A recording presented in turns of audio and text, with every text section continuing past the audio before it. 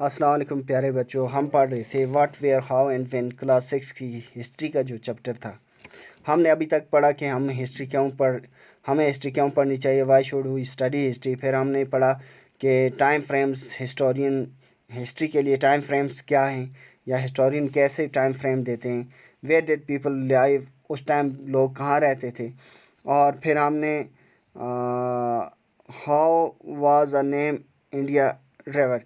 अब हम पढ़ने जा रहे हैं कि इंडिया का नाम जो है ये कहाँ से आया है, किस जगह से आया है, किस ज़बान से आया है। Our country is called India and Bharat. हमारी कंट्री जो मुल्क है इसको हम इंडिया भी कहते हैं और भारत भी कहते हैं। Bharat was used by people of north India in the Sanskrit composition Rigveda. Bharat जो है ये ऋग्वेदा में ये लफ्ज़ आया हुआ है और इसको नॉर्थ इंडिया के लोग जो हैं वो आज भी किस नाम से पुकारते हैं, इंडिया को भारत के नाम ही से पुकारते हैं। The word Indus trace its root from the river Indus which is called Sindhu in Sanskrit. जो हम इंडस वैली सिविलाइजेशन के बारे में पढ़ते हैं या फिर हम ये पढ़ते हैं इंडस जो रिवर है उसके बारे में पढ़ते हैं जब, तो ये लफ्ज़ वहाँ से इंडस जो है ये वहाँ से ट्रेस होके आया है, उसकी जड़ें वहाँ से जाके मिलती हैं और जो संस्कृत में है इसे सिंधु कहा गया है। तो इसलिए अब इसको क्या कहा जाता है, इंडस यानी इंडिया, इसको वहाँ से जोड़ा गया है, यानी ये लफ्ज़ वहाँ से लिए गए हैं। तो बच्चों हम क्या कहते हैं हमारी कंट्री को, इंडिया या भारत।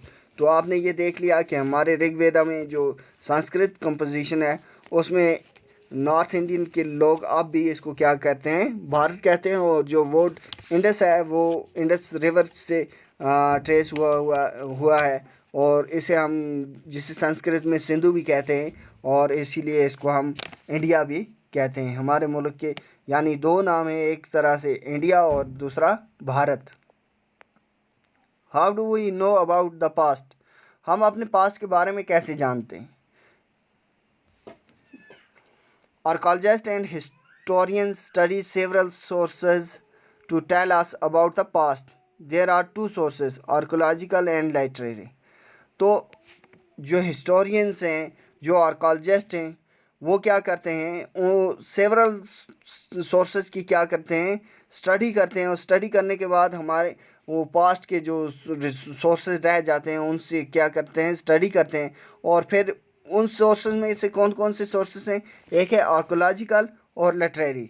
यानी आर्कोलॉजिकल सोर्सेज क्या है अब हम पढ़ने जा रहे हैं। आर्कोलॉजिकल सोर्सेज हैं ऐसे sources the study of human history and pre history through the excavation of sites and the analysis of physical remains. अब आर्कोलॉजी क्या है, आर्कोलॉजी ये है कि ह्यूमन जो हैं जो हिस्टोरियंस जो हैं वो क्या करते हैं, वो एक्सकवेट करते हैं, खोदते हैं, जगह जगह से खोदते हैं। उन्हें जो निशानियां मिलती हैं, जो उनकी चीज़ें मिलती हैं पुराने लोगों की, उनसे वो तखमीना लगाते हैं कि भाई ये कितने सौ साल पुरानी है या उस वक़्त के लोग कैसे रहते थे। वो खोद कर जो सभ्यताएँ, जो सिविलाइजेशंस के निशान मिलते हैं, हमें जो क्लू मिलते हैं, उन क्लू को जोड़ करके वो क्या करते हैं, हमारी हिस्ट्री लिखते हैं। Archaeologist uses sources like monuments, artifacts, inscriptions and coins। जो आर्कोलॉजिस्ट हैं वो क्या कौन कौन से सोर्सेज यूज़ करते हैं, जैसे इमारतें वगैरह मिल जाएं या आर्टिक्राफ्ट मिल जाएं या फिर इंस्क्रिप्शन कुछ लिखी हुई मिल जाए या कॉइन्स वगैरह मिल जाएं। जैसे हमने पिछले जो क्लासेस हैं उनमें भी पढ़ा है कि भाई वो लोग क्या करते थे, जो हिस्टोरियन है वो लोग पत्थरों पे लिखते थे, अच्छा कॉपर प्लेट्स पे लिखते थे, बाकी चीज़ों पे।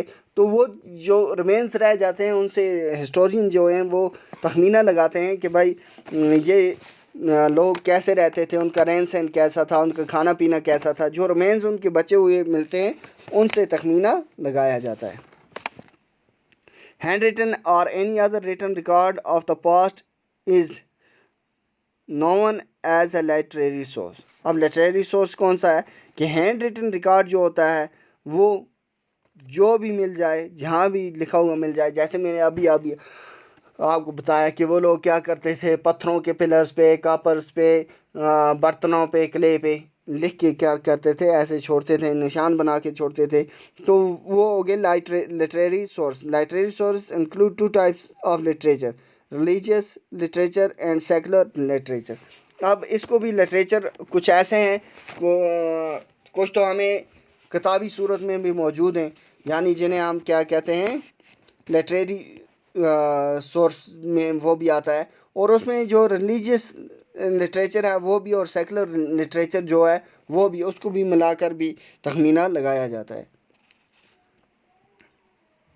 Y study sources of history, history की सोर्सेज की स्टडी करना क्यों ज़रूरी है? There are two groups of people who studied history, one was called archaeologist and other group was called historian. अब दो तरह के, एक तो आ गया आर्कोलॉजिस्ट जो ज़मीन में को खोद कर कुछ निशानियाँ ढूंढते हैं कि भाई वो लोग कैसे रहते थे, वो एक्सकवेट करते हैं। और दूसरे जो हैं हिस्टोरियन, वो हिस्ट्री लिखने वाले, जो लिखने वाले हैं उस पर, उनको क्या कहते हैं, historian. Archaeologist studies remains of building mades of stone, bricks, paintings and sculptures वगैरह का, या पेंटिंग रह जाती हैं, बच जाती हैं, कहीं ब्रिक्स बच जाती हैं, स्टोन बच जाते हैं, या बिल्डिंग्स कुछ वगैरह जो भी मिले उनको, तो उससे वो क्या करते हैं, वो उनको मद्देनज़र रख के बनाते हैं। और जो हिस्टोरियन है, हिस्टोरियन क्या करते हैं, the other group called historians were the people who studied the past and used information found in inscriptions, seals and scripts। जो इंस्क्रिप्शन मिलती हैं लिखी हुई, या सील्स मिलती हैं, या स्क्रिप्ट्स मिलती हैं, उनको मद्देनज़र रख के, उनको सामने रख के उसकी क्या करते हैं, वो हिस्ट्री लिखते हैं। तो बच्चों आज के लिए इतना है, नेक्स्ट में हम आगे पढ़ेंगे, तब तक के लिए अल्लाह हाफिज़।